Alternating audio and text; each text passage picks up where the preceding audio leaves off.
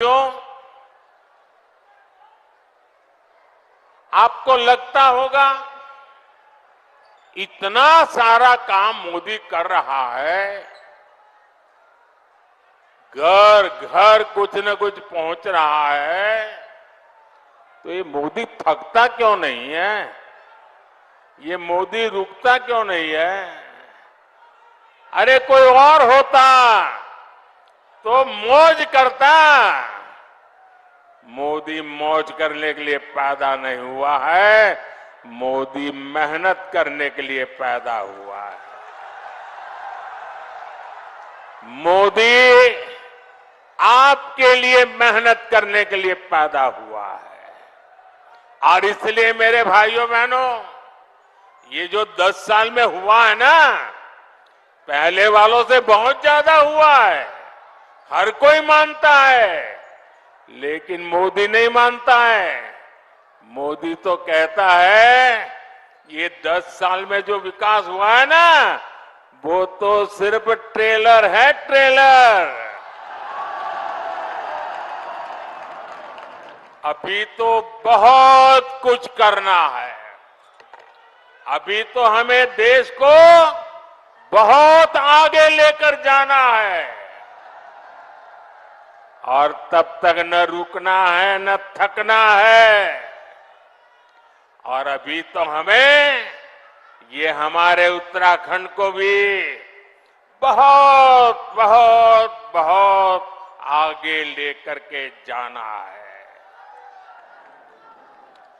मेरा प्रयास है कि केदार खंड की तरह ही मानस खंड से भी देश और दुनिया और अधिक परिचित हो।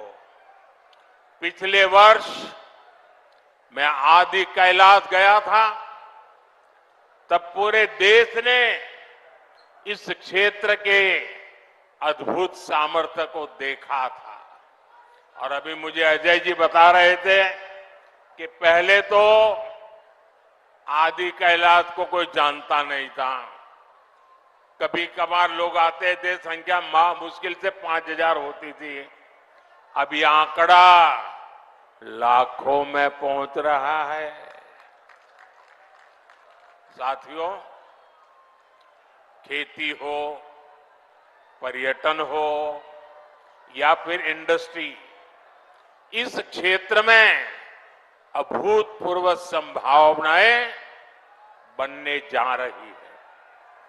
मैं उत्तराखंड के नौजवानों से कहूंगा,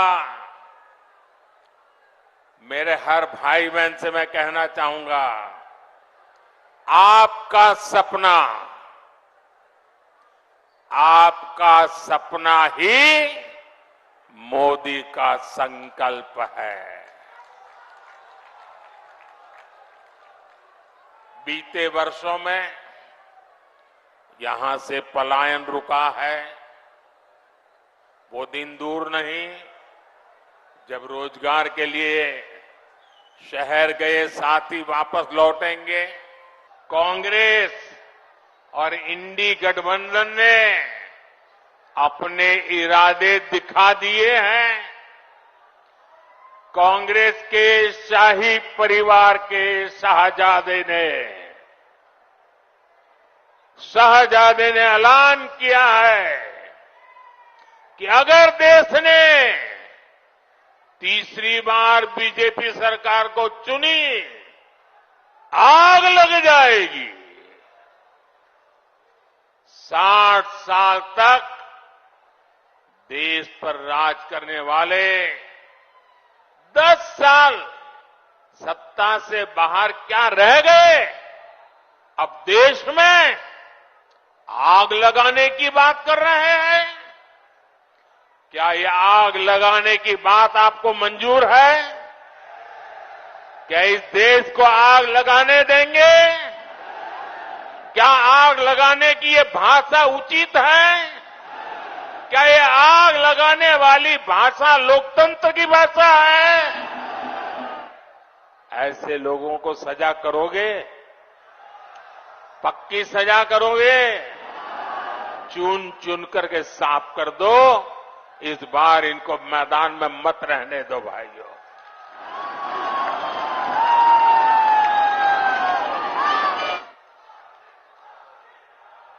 इमरजेंसी की मानसिकता वाली कांग्रेस का भरोसा अब लोकतंत्र पर नहीं बचा है। इसलिए वो अब जनादेश के विरुद्ध लोगों को भड़काने में जुट गई है।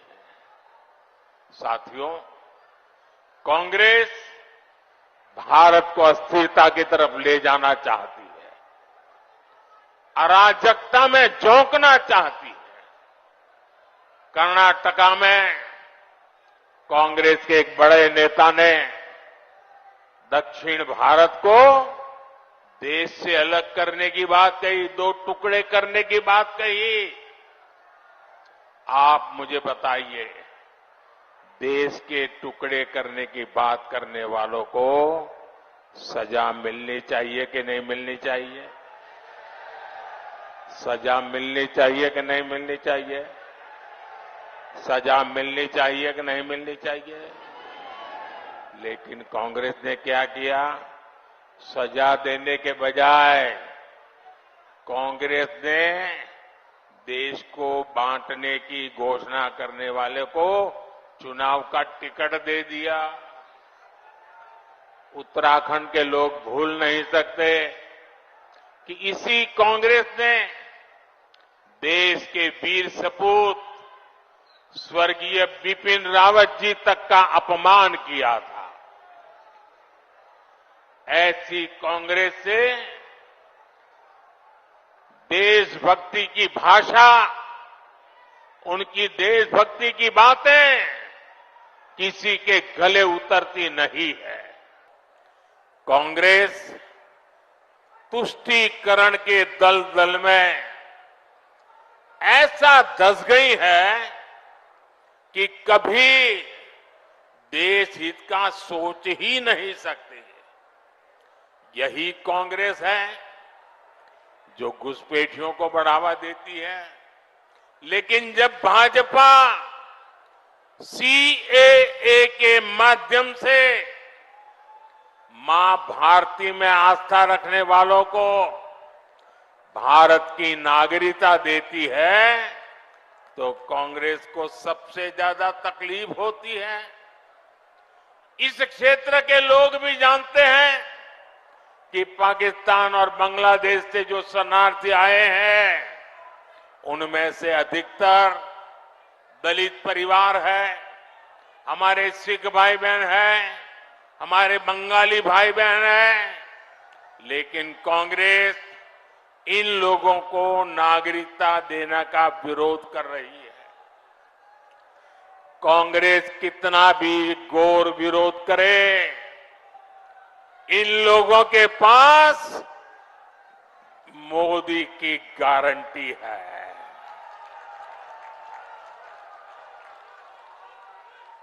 और मोदी की गारंटी यानी गारंटी पूरा होने की गारंटी। साथियों, इस धरती का संबंध तो गुरु नानक देव जी, गुरु गोविंद सिंह जी और उदासी संत गुरु रामराय जी से है। कांग्रेस ने देश का ऐसा बंटवारा किया कि गुरु नानक जी की उस पवित्र धरती हमसे छीन गई। दशकों तक अपने गुरु को हमें दूरबीन से देखना पड़ा। अब जाकर बीजेपी सरकार ने करतारपुर कॉरिडोर बनाकर लोगों की जिंदगी आसान की है। कांग्रेस कमजोरी न दिखा दी तो हमारी सीमाओं पर नजर डालने की किसी की हिम्मत न होती, इतने बड़े सीमा विवाद न होता। कांग्रेस ने कैसे अपने हाथों से मां भारती के टुकड़े किए, इसका एक और ताजा उदाहरण देश के सामने आया है। ये हमारा उत्तराखंड तो वीर माताओं की भूमि है जो वीर संतानों को जन्म देती है। यहां के वीर संतान मां भारती की एक एक इंच जमीन के लिए अपनी जान की बाजी लगा देते हैं। लेकिन यही कांग्रेस पार्टी, अभी जो एक बात सामने आई है तमिलनाडु की, बात तो तमिलनाडु की है, लेकिन ये वीरों की भूमि है, मातृभूमि की भक्ति क्या होती है उत्तराखंड को सिखाना नहीं पड़ता। उत्तराखंड के लोगों को भी ये कांग्रेस का गुना जानना जरूरी है। तमिलनाडु के पास समंदर में एक कच्छा थीवी टापू है, द्वीप है। वो द्वीप भारत का हिस्सा था, लेकिन कांग्रेस ने उसको श्रीलंका को दे दिया। अब इस द्वीप के आसपास भी कोई भारतीय मछुआरे गलती से चला जाता है तो उसे गिरफ्तार किया लिया जाता है, जेल में बंद कर दिया जाता है। आप मुझे बताइए, ऐसी कांग्रेस जो भारत के टुकड़े करने के उनके नेता बात करते हो, जो कच्छ थीवों को दे देते हो, क्या वो देश की रक्षा कर सकती है? जरा पूरी ताकत से बताइए, देश की रक्षा कर सकती है? क्या कांग्रेस देश की रक्षा कर सकती है? साथियों, 24 के इस चुनाव में अब स्पष्ट रूप से दो खेमे बन गए हैं। एक तरफ हम लोग ईमानदारी और पारदर्शिता जनता जनार्दन के सामने लेकर के आए हैं। दूसरी तरफ भ्रष्टाचारी, परिवारवादी उनका जमावड़ा है। ये भ्रष्टाचारी मोदी को धमकी भी दे रहे हैं, दिन रात गाली भी दे रहे हैं। अब देखिए क्या खेल चल रहा है। हम हैं जो कह रहे हैं भ्रष्टाचार हटाओ, और वो कहते हैं भ्रष्टाचारी बचाओ। आप मुझे बताइए, भ्रष्टाचार हटना चाहिए कि नहीं हटना चाहिए? भ्रष्टाचार हटना चाहिए कि नहीं हटना चाहिए? भ्रष्टाचार से मुक्ति मिलनी चाहिए कि नहीं मिलनी चाहिए? भ्रष्टाचारी जेल जाने चाहिए कि नहीं जाने चाहिए? भ्रष्टाचारियों को सजा होनी चाहिए कि नहीं होनी चाहिए?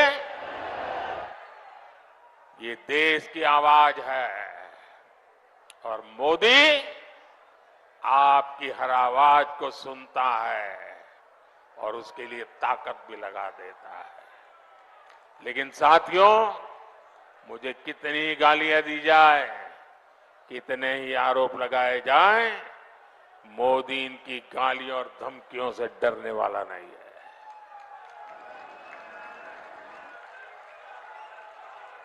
हर भ्रष्ट पर कार्रवाई जारी रहेगी और तीसरे टर्म की शुरुआत में अब 2-2.25 महीने बाकी रहे हैं, बहुत कम समय बाकी रह गया है। तीसरे टर्म में भ्रष्टाचार पर और तेज प्रहार होगा, ये मैं आपको गारंटी देने आया हूं। भ्रष्टाचार हर गरीब का हक छीनता है, हर मध्यम वर्ग का हक छीनता है, और मैं गरीब का हक, मध्यम वर्ग का हक किसी को भी छीनने नहीं दूंगा। ये मोदी की गारंटी है।